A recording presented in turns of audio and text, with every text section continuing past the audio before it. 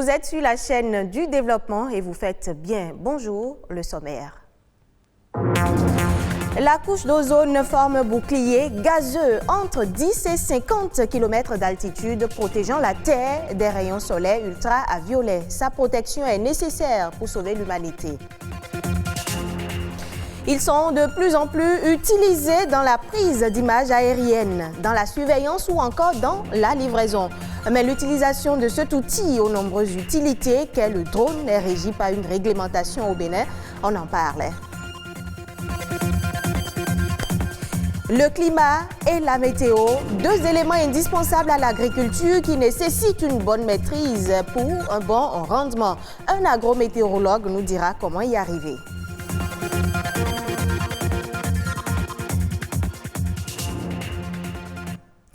La technologie et l'innovation ont conjointement permis l'apparition de nombreux appareils au nombre desquels les drones. Ce sont des aéronefs sans équipage dont le pilotage est automatique ou télécommandé. Aujourd'hui, utile dans de nombreux domaines, le drone est principalement pour les prises de vue aériennes. Cependant, son utilisation est soumise à une réglementation stricte. Le reportage à suivre revient sur les différents usages des drones aujourd'hui et surtout la réglementation en vigueur au Bénin. Il a tout l'air d'un oiseau dans le ciel, un oiseau télécommandé. Mais quand il est posé, voilà ce à quoi il peut ressembler. Ce drone-ci est doté de 6 hélices, d'une caméra et d'une radiocommande. Les drones sont pour la plupart du temps considérés comme des instruments de travail dans l'audiovisuel. Pourtant, ce cartographe et télépilote s'en sert dans l'exercice de sa profession. Les drones ne servent pas seulement que dans le reportage des films, l'élaboration des documentaires. Aujourd'hui, nous les utilisons largement dans l'agriculture parce qu'ils sont munis de capteurs qui permettent, après les prises de vue, de faire un certain nombre de développements d'algorithmes pour pouvoir sortir des résultats intéressants permettant de booster la production agricole. Le drone est aujourd'hui utilisé dans la santé pour faire le transport de poches de sang, le transport des médicaments. Donc aujourd'hui, les secteurs d'utilisation du drone sont énormes. Des secteurs d'utilisation énormes, mais avant de sortir son engin pour le lancer dans les airs, de nombreuses dispositions sont à prendre. Avant de pouvoir conduire votre voiture, vous devez passer le permis de conduire. Et donc pour le drone, effectivement, il faut faire cette formation qui vous permet de comprendre assez de choses. Et lorsque je veux faire le survol, la première chose qu'il faut faire, je dois demander une autorisation de survol. Quel que soit là où je me trouve, en tout cas au Bénin. Même pour les fins de documentaire, je dois demander une autorisation. Et vous produisez un certain nombre de pièces administratives et l'ANAC vous donne cette autorisation avant de faire le survol. Mais pour quelle raison une autorisation est-elle indispensable avant tout survol? Cette carte nous renseigne plus. Par exemple, tout ce qui est ambassade, la présidence, les prisons, les camps, l'état-major, c'est des zones rouges où vous ne devez pas faire votre survol. Maintenant, par rapport au retard de vol suivant la réglementation, dans certaines zones de Cotonou, je ne dois pas dépasser 60 mètres d'altitude. Même si mon drone peut aller à 300-500 mètres. Vous avez vu en bas, les hauteurs de vol maximales, la hauteur c'est 150 mètres d'altitude. Je ne peux pas dépasser, même si le drone peut aller au-delà. Ça c'est la zone aéroportuaire, avec la piste d'atterrissage. Et vous voyez là-bas, c'est le couloir par lequel prennent les avions. Connaître toutes ces règles avant de lancer son engin dans les airs se révèle d'une importance capitale. Il urge donc que les passionnés des drones se fassent former afin d'en avoir connaissance. De belles images de verdure qui nous amènent à parler agriculture. Je l'annonçais, le climat et la météo sont des éléments indispensables à l'agriculture. Les maîtriser est nécessaire pour tout producteur à la quête d'un bon rendement. Cela leur permet de choisir les semences en conséquence et surtout de savoir quand et comment répandre l'engrais. Un agrométéorologue nous édifie. Nous avons des applications en météo qui sont beaucoup plus utiles pour l'agriculture. C'est pourquoi nous parlons de l'agrométéorologie, c'est-à-dire l'application de la météorologie à l'agriculture. Aujourd'hui, avec les changements climatiques, nos paysans ont du mal à maîtriser les saisons.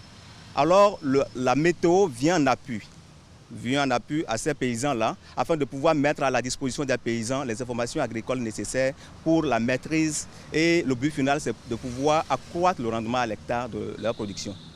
En cas de sécheresse, déjà comme nous faisons la prévision saisonnière, nous mettons à la disposition de nos paysans les informations en début de saison, d'accord? C'est-à-dire le comportement de la saison au cours de l'année. Est-ce que nous aurons des séquences sèches, c'est-à-dire nous aurons des poches de sécheresse? Alors, si on devrait y avoir les poches de sécheresse, seront-elles longues ou bien courtes? Maintenant, si elles sont longues, quelles sont les variétés qu'il faut choisir? C'est là où c'est important ça. Donc, nous conseillons aux paysans de faire le choix des variétés qui résistent mieux à la sécheresse. Ça, c'est un. En dehors de cela, lorsque la saison démarre, nous on calcule ce qu'on appelle l'ETP, c'est-à-dire l'évapotranspiration potentielle, qui vous permet, c'est des termes techniques, qui permet de pouvoir évaluer la quantité d'eau qui est disponible pour que la plante puisse exploiter. D'accord? Et lorsque nous calculons ce paramètre qui est l'ETP, ça nous permet de dire aux paysans que la plante est en train de traverser une période de stress hydrique, c'est-à-dire que la sécheresse. Donc, vous le conseillez par exemple de ne pas mener certaines pratiques, de ne pas reprendre l'engrais pendant cette période afin de pouvoir permettre à la plante de résister face à la sécheresse. Madame, Monsieur, la couche d'ozone constitue une barrière protectrice qui retient des rayons ultraviolets émis par le soleil. Mais elle est de plus en plus menacée du fait de l'activité humaine, ce qui menace également la vie sur Terre. Protéger la couche d'ozone est un défi industriel et politique bien plus grand que nous ne le pensions. Josué Daniel Sosa.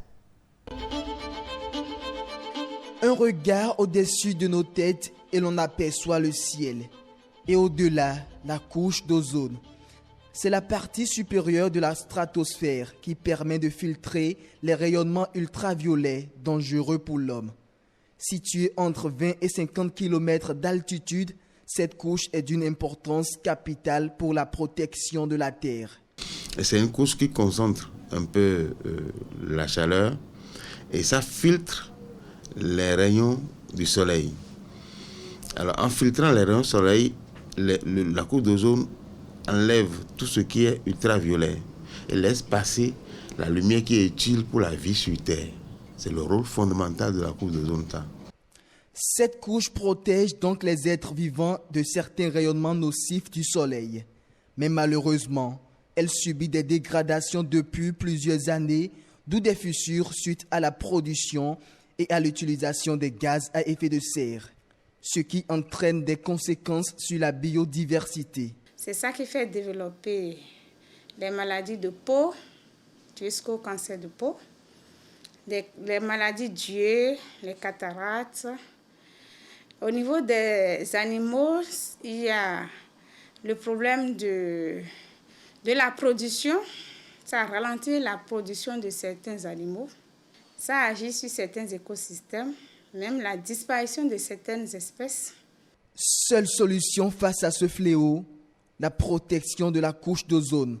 Et le Bénin mène depuis quelques années des actions fortes en faveur de la protection de cette stratosphère.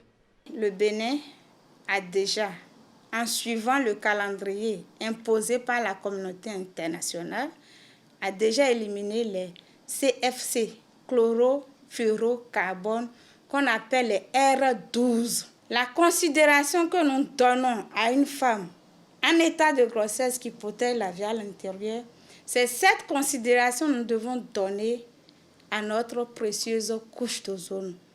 35 ans après la Convention de Vienne sur la protection de la couche d'ozone, le défi actuel est la mise en œuvre de l'amendement de Kigali adopté le 15 octobre 2015.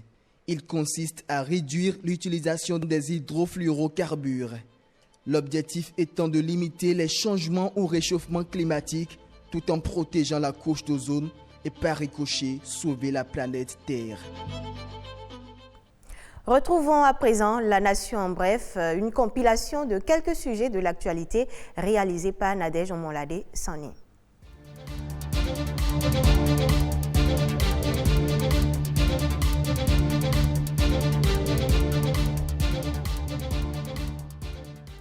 Le Bénin a enregistré une hausse de ses exportations hors zone UEMOA des produits commerciaux au cours du premier trimestre 2021.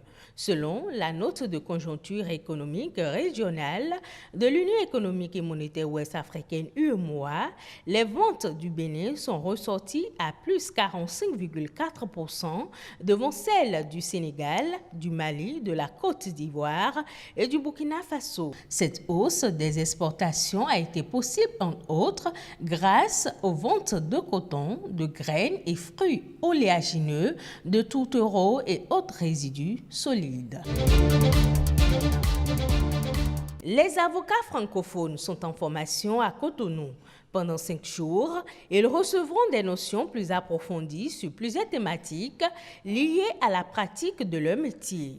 À en croire Séverin Massim Kenom, ministre de la Justice et de la Législation du Bénin, la formation permet d'offrir à la fine fleur des barreaux africains qui ont en partage l'héritage du Code civil, un enseignement de qualité dispensé par des professionnels aguerris sur un large éventail de problématiques qui se posent à l'avocat dans la pratique quotidienne. Les États-Unis font don de 302 400 doses de vaccins Johnson & Johnson au Bénin. Les vaccins offerts font partie de l'engagement du gouvernement des États-Unis à offrir, dans un premier temps, au moins 25 millions de doses sur les 80 millions prévus pour les partenaires africains. Ces vaccins, s'ils sont inoculés, vont atténuer les effets aggravants du Covid-19 et réduire ainsi les obstacles à la reconstruction de l'économie béninoise. Les prestations de l'ANIP décentralisées. L'Agence nationale d'identification des personnes offre désormais la possibilité à ses usagers de faire leur demande date de naissance, de certificat d'identification des personnes et autres pièces délivrées à l'ANIP, à la mairie d'Abomey-Calavi et dans 8 arrondissements de Cotonou. Certaines prestations de l'ANIP peuvent aussi être obtenues en ligne.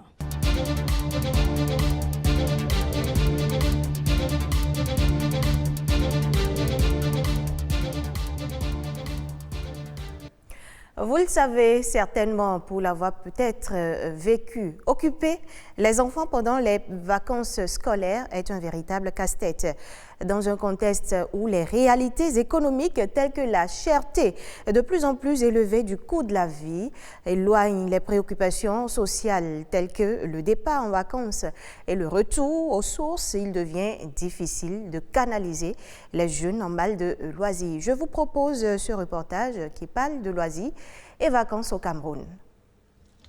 Souvenir des jours de vacances, année 1980-1990. C'est vrai, le décor et cette insouciance de la bonne tenue ont évolué, mais ce complexe scolaire au quartier omnisport a voulu recréer la scène. Nous essayons de proposer une solution à l'oisiveté qui a des conséquences négatives sur le comportement des enfants.